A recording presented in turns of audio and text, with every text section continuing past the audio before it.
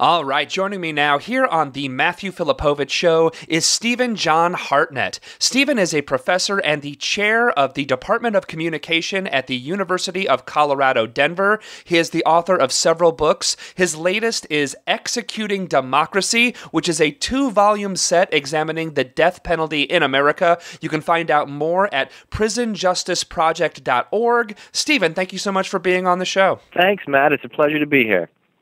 All right, so Stephen, I don't think many people give much thought to the actual history of the death penalty in the United States. I think many people just sort of take it as a given that it's always been around and it's always been sort of accepted, but that's actually not the case. So just give us a rundown. Tell us about the actual history of the death penalty in the U.S. Well, that's a great question, Matt, and the first thing your listeners should know is that there has always been a debate about the death penalty within America, even before we were the United States of America. Even back when we were colonies, there were debates about the justice and the practicality of the death penalty.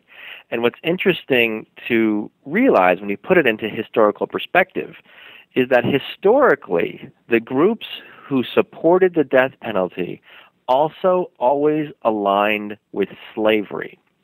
And the groups that opposed the death penalty aligned with a different kind of system, one based upon racial justice, gender equity, the principles of the Enlightenment and modernity and republicanism. So there's this old schism in our country around the death penalty.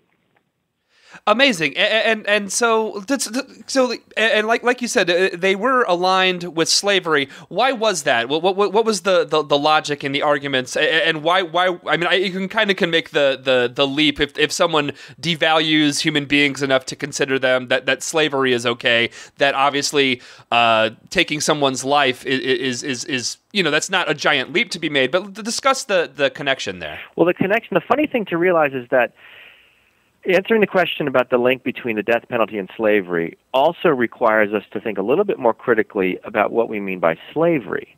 Mm-hmm. Back when we were still colonies, the labor force was made up of African Americans stolen from that continent into what we call slavery.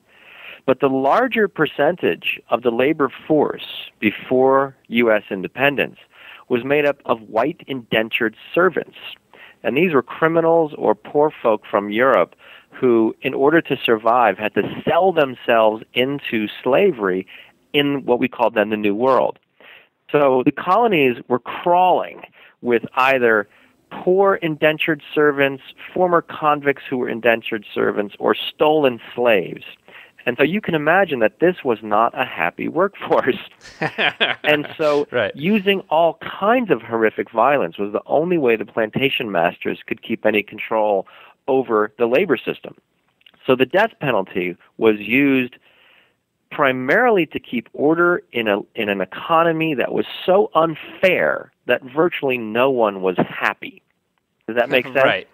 No, yeah, it does, and so that really was a means of these businessmen to control their workforce, which they were, paying nothing for or next to nothing for, and it was a way to keep them in line, because if they wanted better working conditions, if they wanted actual wages, if they wanted to to not be actual slaves, the businessman had the right to wanted the right and had the right to actually kill the person who challenged them. That was the idea, and what happened in practice is that of course you can't terrorize your workforce into being a better workforce. And so what happened in the colonies is there became an obvious split between those who thought that killing these people would somehow, scare others into being better slaves, versus those who realized, we can't really use terrorism as a mode of social control. And so just as we have in America today, there was a debate between those saying the death penalty does nothing other than contribute more violence to our culture, versus those who said, oh no, it's a productive way of teaching children how to behave. And obviously that latter position is foolish. Right. So was that was kind of the main argument, because in the book, at least in volume 2, you document a great amount of debating that went on at the time between a Calvinist minister who was very pro-death penalty and an abolitionist. And so what were some of the arguments, and how did you actually come about kind of digging into the actual history of these debates? Well, that's a great question, Matt. And so in addition to the first part of our conversation about control of the labor pool and the relationship to slavery, the second big thing for your listeners to know is that the chief supporters of the death penalty historically were coming out of the Calvinist Church.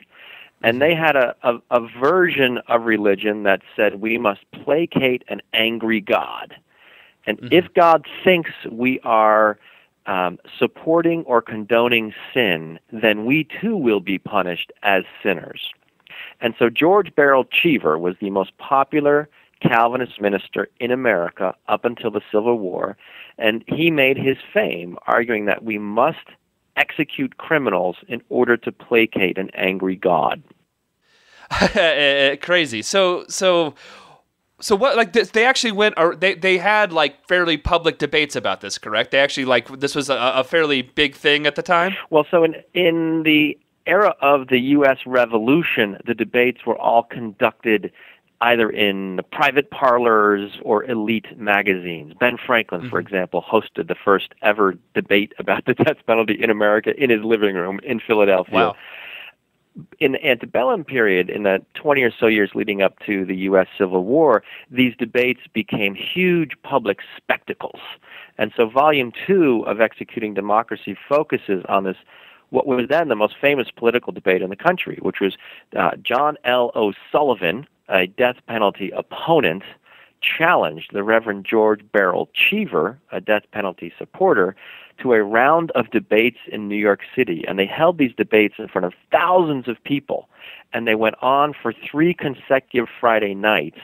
And then they became the hot topic in New York City. So the newspapers of the day were afire with this question of, are you a Calvinist who supports the death penalty, or are you a modernist who opposes the death penalty? So, I guess so. What was going on at the time when this debate was happening? Were they trying to make national legislation on this? Because I mean, at the moment, death penalty varies state by state. When this was going on, what was the actual? How was the debate being presented? Was it like the death penalty existed and people wanted to abolish it? What was the actual conversation and means that was going on at the time? Well, the conversation then, very much like it is today, is a state-by-state conversation, right? The Constitution's, the 8th Amendment to the Bill of Rights gives states the right to execute prisoners. This is the so-called cruel and unusual clause. Right. How that is interpreted, however, falls upon state governments. So in antebellum America, what happened is all the opponents of the death penalty, like John O'Sullivan, Walt Whitman was a big opponent, for example, Lydia Marie Child was an opponent.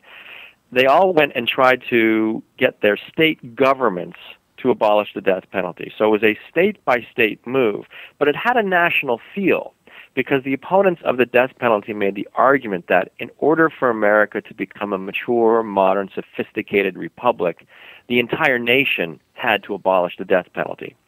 So it was a state-by-state political movement with a larger national cultural implication.